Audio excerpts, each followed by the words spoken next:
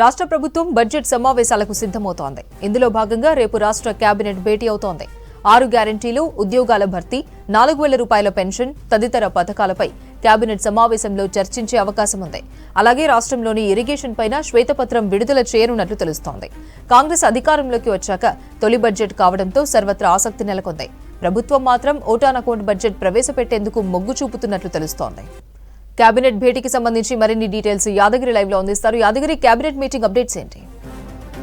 అపర్ణ, ఈ నెల 8 నుంచి అసెంబ్లీ సమావేశాలు జరిపేందుకు ప్రభుత్వం సిద్ధమవుతుంది. దానికి సంబంధించి రేపు రాష్ట్ర కేబినెట్ సమావేశం, రాష్ట్ర సచివాలయంలో రేపు సాయంత్రం రాష్ట్ర కేబినెట్ సమావేశం నిర్వహించేందుకు ప్రభుత్వం సిద్ధమైంది. అంటే ప్రధానంగా ఈ కేబినెట్లో ఏదైతే కాంగ్రెస్ ప్రజలకు హామీ ఇచ్చిందో 6 గ్యారంటీల పథకాలకు సంబంధించి ప్రధానంగా చర్చించే అవకాశం ఉంటుంది. దీంతోపాటు ఉద్యోగాల భర్తీ అనేది, అంటే గత ప్రభుత్వ హయాంలో, అంటే బీఆర్ఎస్ హయాంలో ఉద్యోగాల భర్తీ కాలేదు. తెలంగాణలో చాలామంది కూడా నిరుద్యోగులు ఉద్యోగాల కోసం ఎదురు చూస్తున్నారు. చాలామంది కూడా ఆశపడ్డారు, కానీ ఆ స్థాయిలో ఉద్యోగాల భర్తీ కాలేదు. దాంతోపాటు వేసిన కొన్ని నోటిఫికేషన్లకు సంబంధించి కూడా అంత గందరగోళం నెలకొన్నది. గ్రూప్ 1 లాంటి నోటిఫికేషన్లకు సంబంధించి కూడా మొత్తం పేపర్ లీకేజ్ కావడం, తర్వాత గ్రూప్ 1 రద్దు కావడం, ఇట్లా రకరకాల కారణాల వల్ల పూర్తి స్థాయిలో ఉద్యోగాలు వేయలేకపోయారు. వేసిన కొన్ని నోటిఫికేషన్లకు సంబంధించి కూడా అవి పూర్తి స్థాయిలో భర్తీ చేయలేకపోయారు. దీంతో చాలామంది కూడా నిరాశలో ఉన్నారు. గత ప్రభుత్వం పైన చాలా సీరియస్గా ఉండి చాలంతా నిర్లక్ష్యం వహించారు. సో కాంగ్రెస్ ప్రభుత్వం వచ్చిన తర్వాత వాళ్ళందరూ కూడా మళ్ళీ ఆశపడుతూ ఉన్నారు. చాలామంది ఎదురు చూస్తూ ఉన్నారు, ఎప్పుడెప్పుడు నోటిఫికేషన్లు ఇస్తారా అని చెప్పేసి చాలామంది నిరుద్యోగులు కూడా ఎదురు చూస్తున్నారు. సో దీనిపైన కూడా చర్చించే అవకాశం ఉంటుంది. ఎందుకంటే ఇప్పటికే కాంగ్రెస్ అధికారంలోకి వచ్చిన తర్వాత కూడా సీఎం రేవంత్ రెడ్డి ఈ ఉద్యోగాల నోటిఫికేషన్ల విషయంలో ఎవరు కూడా ఆందోళన చెందాల్సిన అవసరం లేదు. ఏదైతే మేము గతంలో ఎన్నికల ప్రచారంలో భాగంగా సంవత్సరంలోనే 2 లక్షల ఉద్యోగాలు భర్తీ చేస్తామని చెప్పాం కాబట్టి ఆ హామీకి కట్టిబడి ఉన్నాము. దానికి సంబంధించి పూర్తి స్థాయిలో మేము 2 లక్షల ఉద్యోగాలు భర్తీ చేస్తామని చెప్పేసి 2 రోజుల క్రితం కూడా సీఎం రేవంత్ రెడ్డి చెప్పారు.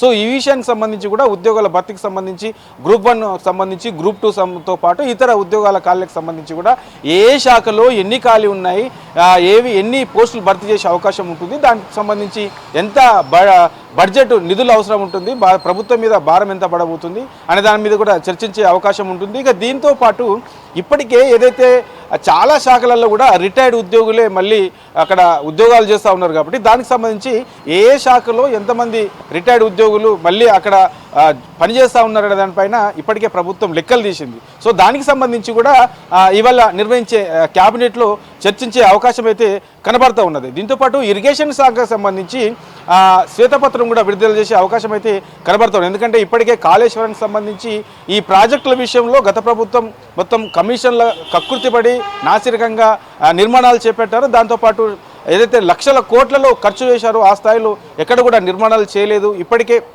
దాంట్లో పెద్ద ఎత్తున అవినీతి జరిగిందనే ఆరోపణలు ఉన్నాయి. విజిలెన్స్ దాడులు కూడా జరిగాయి. సో దాని మీద కూడా ప్రభుత్వం చాలా సీరియస్గా ఉన్నది. సో ఈ విషయం పైన కూడా అసెంబ్లీలో ఈ రాష్ట్ర అసెంబ్లీలో ప్రవేశపెట్టే శ్వేతపత్రం సంబంధించి ఇవాళ రేపు నిర్వహించే రాష్ట్ర కేబినెట్ సమావేశంలో కూడా చర్చించే అవకాశం అయితే కనబడుతున్నది. ఇక దీంతోపాటు ఇప్పటికే ఏదైతే 6 గ్యారంటీలకు సంబంధించి ప్రజాపాలన పేరుతోని ఈ దరఖాస్తులు స్వీకరించారు. ఈ దరఖాస్తులకు సంబంధించి ఏ పథకానికి ఎన్ని దరఖాస్తులు వచ్చాయి, మేజర్గా ఉన్నటువంటి ఈ ఇందిరమ్మ ఇళ్లకు సంబంధించి చాలామంది కూడా పేద ప్రజలు ఎదురు చూస్తున్నారు కాబట్టి ఈ ఇందిరమ్మ ఇళ్లకు సంబంధించి ఎన్ని దరఖాస్తులు వచ్చాయి, మిగతా వాటికి ఎన్ని వచ్చాయి, తర్వాత ఈ 6 గ్యారంటీల్లో ఇప్పటికే ఆల్రెడీ ఒక గ్యారంటీ అమలవుతుంది.